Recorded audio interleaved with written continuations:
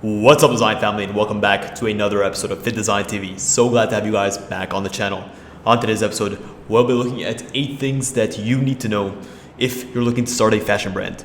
So on today's episode, I'll be pulling in from my experience as a creative director working and building a design agency that essentially works with brands from all over the world to design, develop, and produce clothing. What are the lessons I've learned? Well, I'm going to be giving you these hard-earned lessons so that you don't have to make the same mistakes yourself. If you're interested in what these 8 key pieces of info are, well, watch this video and you're about to find out. So it is to give you guys the need to know information to avoid any of these obvious or not so obvious pitfalls. Just because these are mistakes that you can learn from doesn't mean that you have to make these mistakes. And number one is that you need to understand fashion is a very capital intensive business, and the payment cycle of any fashion business is very prolonged. Just because you invest money in today does not mean that you're going to get your money out tomorrow. You really need to have a structure that understands the value you bring to the market, your distribution channels, what types of products you're creating. You really have to have all of that locked in, and you're only going to see a return after you've gone ahead and invested that money, that time, that sweat, that equity into the product, into the brand. You've done your marketing, and that's where you can actually begin to see a result. What can you do to mitigate this? Well, 2 things. Number one, you can leverage the credit of others. Whether you're working with a bank to get a small business loan, or you're working with an investor so you don't have to invest your own money, or you can actually crowdsource. You can go and create a pre-marketing campaign that pre-sells these items to your customers to actually build up traction, to actually get the money in before you go ahead and invest into your design, into your production, and ultimately so you're not leveraging all of your cash up front. Be smart in terms of how you invest your money and ultimately understand that the ROI is a long process. Number 2, this is a issue for big and small brands alike, is that their bookkeeping is trash. Make sure from day one that you understand what your costs are. You need to have a ledger that is accurately going through all of your core costs, whether they're incorporation costs, what it's going to cost you to incorporate the business, whether it's a sort of setup fee, whether it's your design costs, consultation costs, whether it's your actual sampling costs, your production costs. Make sure you have a holistic understanding of all of the costs associated and that everything is categorized correctly. When it comes to starting a business, you may not have the ability or even the luxury of actually hiring an accountant. That's fine. I've been there and a lot of brands have been there, but you need to take it upon yourself as an entrepreneur to do what is necessary. Why is bookkeeping so important? Well, you want to become a successful brand. You want to grow something that is bigger than yourself, and you want to be here for many, many years to come. If you start off on the wrong foot, right? If you start off with your first year, your second year with inaccurate bookkeeping, well, number one, you're not giving yourself an accurate representation of what your costs actually are. And 2, all of this backlog data that you're not actually inputting correctly is going to come back to bite you, whether it's in your taxes, right? You're not writing off your expenses correctly, or if it's actually in being able to see how much profit or loss you've made on a certain collection. Because you're not logging in your data correctly, you're going to find yourself in a position down the line where you don't have the necessary financial visibility to see how much profit you're making, how healthy your business is, and how much you can invest moving forward. Make sure that you're accurately tracking your bookkeeping from day one. Next up, and this sort of ties into the previous point, is that when you start a brand, you may think that having a dedicated bank account for your company or for that brand is not important. You may look at it as, okay, I am the sole owner of this company, so I might as well just take the money and put it into my own bank account. Well, there is a problem here. Number one, when it comes to tracking your expenses, you're going to have a sort of muddied effect between your personal expenses and your business expenses. 2, when it comes down to actually paying your taxes, having a bank account that is solely dedicated to your business is going to make things a lot more clear. Thinking that you'll be able to set up a bank account later on and then transfer over your assets and transfer over your cash, though it may be possible, you're actually unnecessarily putting a burden on yourself. This is a mini point, but make sure from day one that you set up your bank account correctly. And depending on what payment gateway you're working with, whether it's PayPal, Stripe, to checkout, you're going to want a dedicated bank account specifically for your business. Set yourself up the right way. Don't cut corners. I promise you it will come back to bite you in the ass sometime down the line. Moving on, we have the issue of intellectual property. Please, please, please do not be one of those brands that goes ahead and goes through all this arduous process of designing, developing, creating a beautiful brand identity, only to forget to register it or to trademark it. And then to find out when they go to market that there's another brand with a similar-ish name. You're going to put yourself in a horrible position. Number one, they can actually come to you and demand a certain percentage of all those sales in retribution or in repayment for using or abusing their trademark. That's not a position you want to find yourself in. Also, imagine doing this. Imagine spending a year or two under the radar and then building yourself up into a brand that is actually worth something.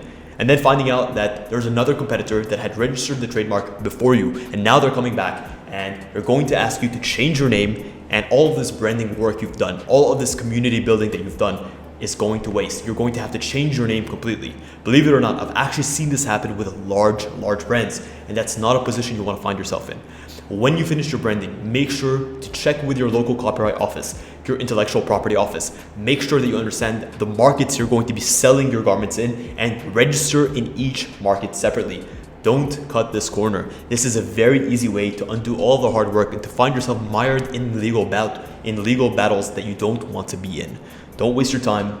Make sure that you're doing things professionally, on point, and to the standard that you expect to see from your company along the long term. Moving on, when you can afford it, get help. This is such a simple concept, but it's a concept that I see so many entrepreneurs sort of skip.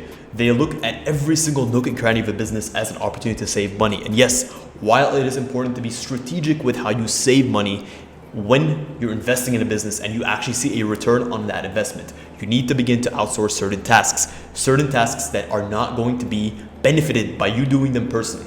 Whether they're design tasks, whether they're sourcing tasks, whether they're marketing tasks. Find out what your core strengths are, where you bring the most value to your business, and outsource the remainder. Be smart with how you outsource. You can bring in talented experts that are going to maybe be a little bit more expensive upfront, but I guarantee you they may and they will save you a lot of money, time, and effort down the line. As soon as you can afford to bring in people to help you, you should do so. Scale your business. If you're not growing, you're dying. This is especially true in the fashion business. Most brands do not understand or cannot grasp the concept of product timelines. Just because you want to sell a product today does not mean you can have it today. Let's just say this, you go ahead and you design, develop, and produce a collection and you're extremely happy with it. It has a great response in the market, but you sold out and now you find yourself with 0 products in stock. Believe it or not, this is an issue that can happen to a lot of you guys. And you find yourself in a 2-month, 3-month time span where you can't actually sell any product because you need to get it remade. You need to be able to think ahead. This is a pitfall that a lot of smaller and much larger brands actually fall into. They find themselves not having purchased enough product beforehand and find themselves in a position where they have a lot of items completely sold out. You don't want to be in that position. If you can supply the market and if you can actually make that money, you should have the product to fulfill that requirement. There is no honor in having a lack of product or being consistently sold out. So make sure you understand your product timelines accurately. Understand what it's going to cost or what amount of time it's going to take you to design, develop the prototypes, approve the prototypes, create the bulk production, ship the bulk production, catalog it, market it, shoot it, and then sell it. On average, for a mini collection, this could take around 4 to 5 months. For a simple restock, just from the production standpoint, if your factory has everything ready to go, this could take around 2 to 3 months. So make sure you're allocating appropriately. Let's just say you've launched your collection in January and you expect to be sold out by February. Well, you also want to have that collection or the follow-up collection for that in process all the way back in October or November the year prior. That is actually how you have to be thinking. You have to be thinking 2 to 3 collections in advance. Moving on. Next up is move fast. Too many people are extremely slow in everything they do in life. They're slow in their personal lives. They're slow with their family. They're slow with their business. They're slow with everything. Do not be slow. If you are slow, I promise you, you will not make it to where you want to get to. Moving fast is core. It's key. Keeping that train running is so important and at all times, especially in the fashion business. We know that the fashion business is a trend-based business. Well, let's just say you're developing a collection that's meant to launch in winter, but because of your slowness, because of your inability to approve designs, because of your inability to give feedback, because of your inability to make payments on time, you find yourself with the product landing in spring. Well, what use is that? Make sure you're always moving fast. If you can take a decision today, take it today. Don't leave it till tomorrow. I promise you, this is the single biggest key point that I want to point out. If you can make a decision today, do not leave it till tomorrow. Last but not least is always leverage attention at all costs. Make sure that you're building a tribe, a community. Make sure that you know where your customers are. Make sure that you know how to reach them. You need to look at your customer base as a distribution channel. Whether you're engaging with your customers on Instagram, on TikTok, on LinkedIn, on Pinterest, know where your pools of customers are and know how to get to them at all times. It's so important to have multiple ways to reach your customer, whether it's through email marketing, whether it's through physical events, whether it's through pop-up stores, whether it's through running a fun reel on Instagram, having content to educate, having content to entertain, having content to sell. We've done a separate video in the past that goes through step by step how to create engaging content that you need to actually garner people's attention, to get them to come to your website and ultimately to sell them your product. But court and leverage attention at all times. If people don't know you exist, then you don't exist.